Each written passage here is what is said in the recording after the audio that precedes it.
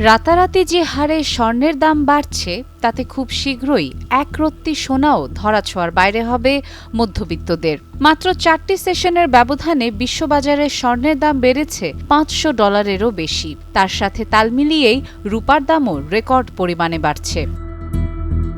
প্রতিনিয়ত বেড়ে চলা সোনার দামের এই গতি গড়ছে একের পর এক রেকর্ড।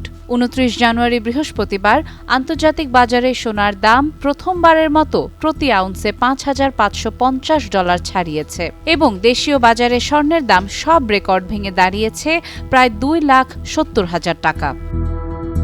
বাংলাদেশের বাজার দর অনুযায়ী সর্বশেষ গত 28 জানুয়ারি সবচেয়ে ভালো মানের বা 22 ক্যারেটের প্রতি ভরি সোনায় 7,348 টাকা বাড়িয়ে নতুন দাম নির্ধারণ করা হয়েছে 2,69,788 টাকা।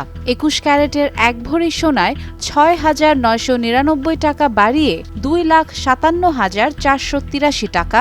18 ক্যারেটের এক ভরি সোনায় 6,007 টাকা বাড়িয়ে নতুন দাম 2,20,741 টাকা এবং সনাতন পদ্ধতির প্রতি ভরি সোনায় 5,132 টাকা বাড়িয়ে দাম নির্ধারণ করা হয়েছে 1,81,725 টাকা।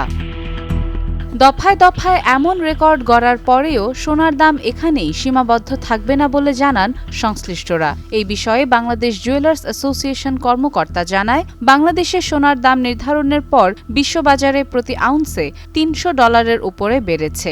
সুতরাং আবার দেশের বাজারে দাম বাড়াবে, এটাই স্বাভাবিক। ইতোমধ্যে বাজুসের ফেসবুক ভেরিফাইড পেজে এক পোস্টের মাধ্যমে নতুন দামের তালিকা করেছেন তারা। স্বর্ণের দামের এই দ্রুত ঊর্ধ্বগতিতে সাময়িক সংশোধন আসতে পারে, তবে 2026 সাল পর্যন্ত স্বর্ণের বাজারে শক্ত ভিত বজায় থাকবে। ফলে দাম কমলে সেটি নতুন করে বিনিয়োগের সুযোগ হিসেবেই দেখা হবে। সাদিয়া ইসলাম, টাইমস টুডে।